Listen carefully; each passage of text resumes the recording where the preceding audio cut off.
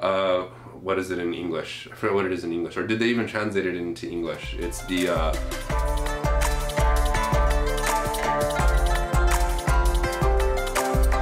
Hey everybody, Deathblade here with another Chinese fantasy novel FAQ, and today I am talking about A Will Eternal. So I know that a lot of you out there who follow me are familiar with the content that I translate. If you are a fan of the novel, I would love to hear your thoughts about it. What did you like? What were your favorite characters? Try to keep it as spoiler-free as possible because this video is mostly meant for people who are not familiar with it. And for all of you out there who want to get into the rushed ending thing, I mean, you can go ahead and talk about that, but I've heard that so many times. I'm going to talk about that later in the video. Just spare me that if possible. I know there's people out there who think that, but I will talk about that a little bit later in the video. So if you ever have anybody ask you, hey, what's this A Will Eternal about? Send them here. I am the person who translated the original novel from Chinese into English. I guess I should call it a series. I keep needing to remind myself to call these series because they're so long.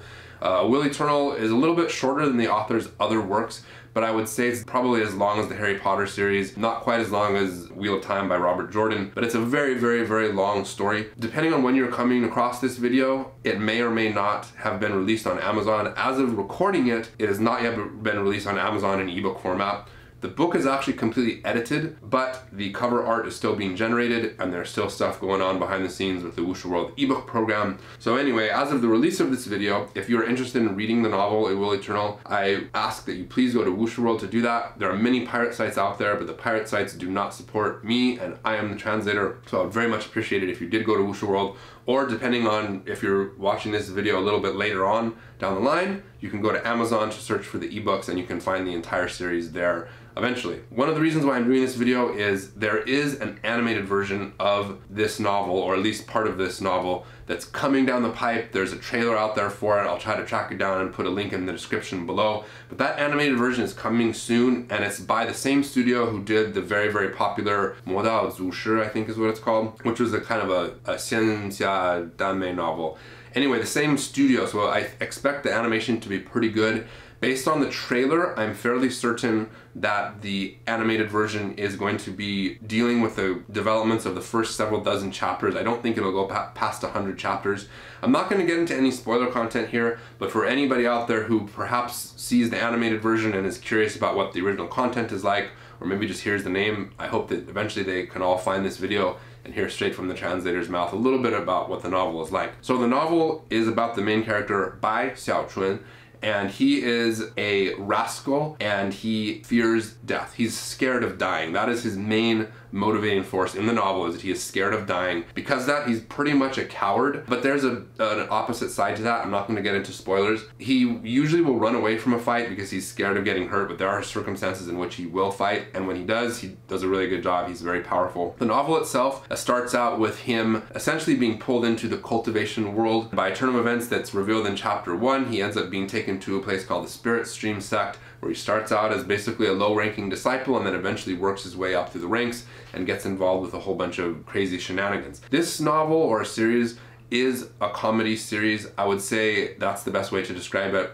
There are definitely ups and downs. There are a lot of action scenes. There's romance sprinkled throughout it. A lot more romance than the series I Shall Seal the Heavens, which came before it. But that said, it's not a romance novel. It's definitely very comedic. There are some dramatic moments and some tragic moments and sad moments sprinkled throughout. I think the author did a really good job of keeping it fast-paced and funny. I know that in this specific novel, he made an effort to cut down on filler content. So I usually edit that stuff out when I do translations, but in this specific novel, he didn't really have much of it to begin with. So his chapters are a little bit shorter, but I think that makes the story flow better. In my personal opinion, and I don't know if this was intentional on the part of the author, the story as a whole follows essentially a 3-act structure. There are 3 major sections of the story that span the entire series. He had a story to tell which he told. Now, I heard a complaint from a lot of readers saying the ending was rushed. I personally don't agree with that because the author explained the ending to me like a year before he even wrote it. He had the whole story planned out. He knew how it was going to end.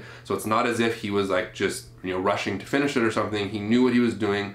And the ending parts do go fast, but I think the reason for that is because he didn't see the need to waste time adding filler content, adding fights, adding long complicated descriptions. There is a point to this story that goes from the beginning to the end, and he managed to tell that story. I also noticed something interesting about this story, which I plan to do another video about later. I actually have to do a little bit more research and planning before I do that video. Stay tuned for it. After I do it, I'll try to come back to this part and add a little recommendation to that video. As I mentioned, this book is the follow-up to I Shall Steal the Heavens. I do have a video about what I Shall Steal the Heavens is, if you're not familiar with it.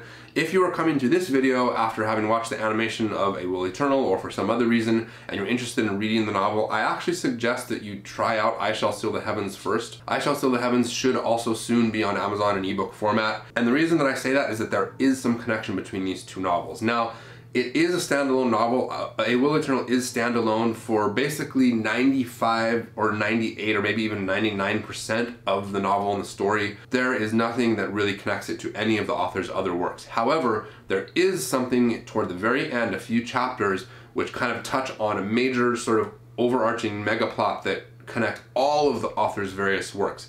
Now that part might be confusing. I believe that we are going to have footnotes in the edited version to clarify that for anybody who hasn't read the previous novels. But if you really want the best experience, do I Shall Steal the Heavens first, and then do A Will Eternal. Now, as I mentioned in the I Shall Steal Heavens video, I Shall Steal the Heavens also contains elements from the author's previous two novels. Now, there's a difference between how it's handled in I Shall Steal the Heavens and A Will Eternal. In I Shall Steal the Heavens, the author had written one novel and the second novel that had almost no connection whatsoever, just like a character and kind of some basic concepts that were shared between the two. Then he got to I Shall Steal the Heavens, and he basically took all of the elements from the previous novel, added it to his current novel, and then introduced a sort of larger plot that did connect the three of them. Because of that, I Shall Steal the Heavens is similar to A Will Eternal in that it helps to have read the previous novels, but it's not necessarily required.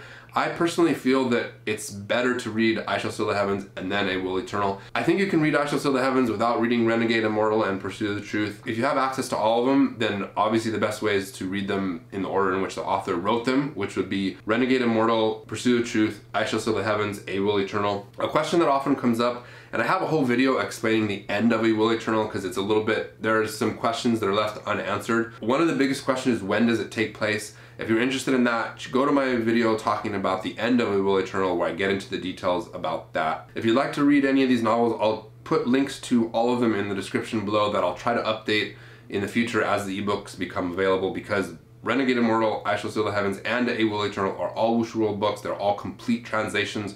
As of the recording of this video, they're all in Wuxia World, but eventually they're going to be edited, have cover art done, and then put onto Amazon as ebooks. So that's it for this video. I hope this helps for anybody out there who is curious about what A Will Eternal is in the original format. What are your thoughts about it? Again, this is supposed to be a video for people who are unfamiliar with it. If you're a fan, please leave your thoughts in the comments below.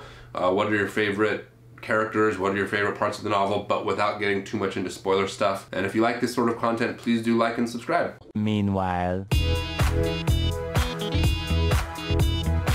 I'll see you next time. Godzilla.